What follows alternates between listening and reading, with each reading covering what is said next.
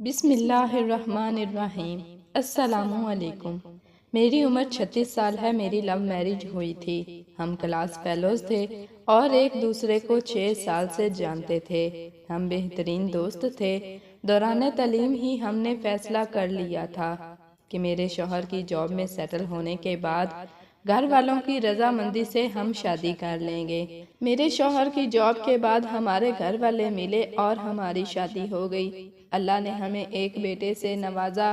مجھے کالج کے زمانے سے ہی اندازہ تھا کہ میرے شوہر مزاج کے تیز ہیں، انہیں غصہ جلدی آتا ہے، لیکن ساتھ رہنے پر اندازہ ہوا کہ جب بھی انہیں غصہ آتا ہے ہمارا ہمیشہ جھگڑا ہوتا ہے۔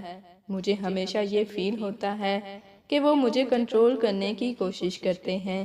جب بھی جھگڑا زیادہ ہوتا میں اپنے بچے کو لے کر میکے چلی جاتی۔ میرے میکے والے مجھے سہارا دیتے، تسلیاں دیتے کہ اس نے تمہیں کیا لاوارث سمجھ رکھا ہے۔ میری بہنیں فون پر میرے شوہر کو بے نکت سنا دیتی۔ بہرحال صلح صفائی ہو جاتی اور میں گھر آ جاتی، لیکن یہ بات ہم دونوں جانتے تھے کہ ہم دونوں ایک دوسرے سے پیار کرتے ہیں اور میں اپنے شوہر کو کبھی بھی نہیں چھوڑنا چاہتی، لیکن ہر جھگڑے کے دوران انہیں یہ ضرور کہتی کہ اگر مجھے چھوڑنا ہے تو چھوڑ دیں۔ مجھے علم ہے کہ یہ سب میں صرف اپنی انا کو بلند رکھنے کے لیے کہتی تھی۔ ایک بار ہمارا جھگڑا اتنا بڑا کہ انہوں نے پہلی بار مجھ پر ہاتھ اٹھایا اور گھر سے باہر نکال دیا۔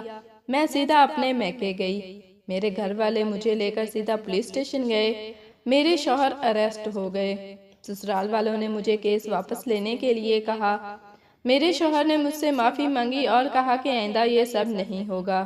میں نے کیس واپس لے لیا اور واپس اپنے گھر چلی گئی۔ 3 ماہ بعد ہمارا پھر سے جھگڑا ہوا اور میں ہمیشہ کی طرح بچہ اٹھا کر اپنے میکے چلی آئی۔ 2 دن بعد مجھے خبر ملی کہ میرے شوہر ہسپتال میں ہیں۔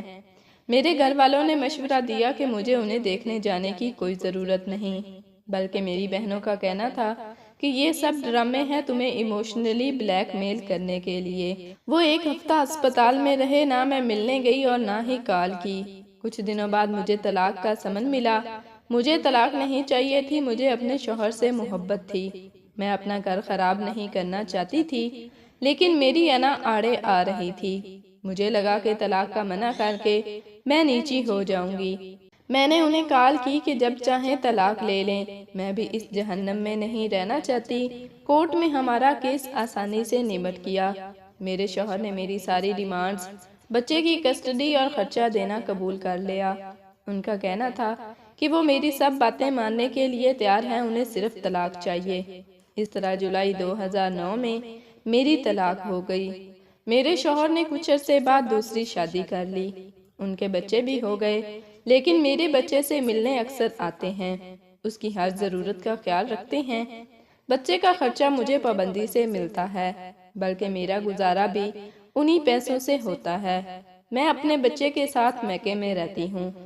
میرے تمام بہن بھائی اپنی اپنی زندگی میں خوش ہیں۔ میری وہ بہنیں جو خود فون کر کے میرے شوہر کو باتیں سنایا کرتی تھیں، وہ اب مجھے مورد الزام ٹھہراتی ہیں۔ مجھے اب احساس ہوتا ہے کہ میں اپنی شادی بچا سکتی تھی اگر میں نے ہر بات میں دوسروں کو نہ انوالو کیا ہوتا۔ کبھی کبھی ہمارے خیر خواہی ہمیں ڈبوتے ہیں۔ میں ابھی بھی یہ نہیں کہہ رہی کہ میرے شوہر یا میری غلطی نہیں تھی، لیکن ہمارے جھگڑے اتنے بڑے نہیں تھے جس کی وجہ سے طلاق لی جاتی۔ یہ میری درخواست ہے سارے کپل سے، یہاں تک ہو سکے اپنے معاملے خود نمٹائیں۔ آپ کا خود سے بڑھ کر کوئی خیر خواہ نہیں۔ جزاک اللہ۔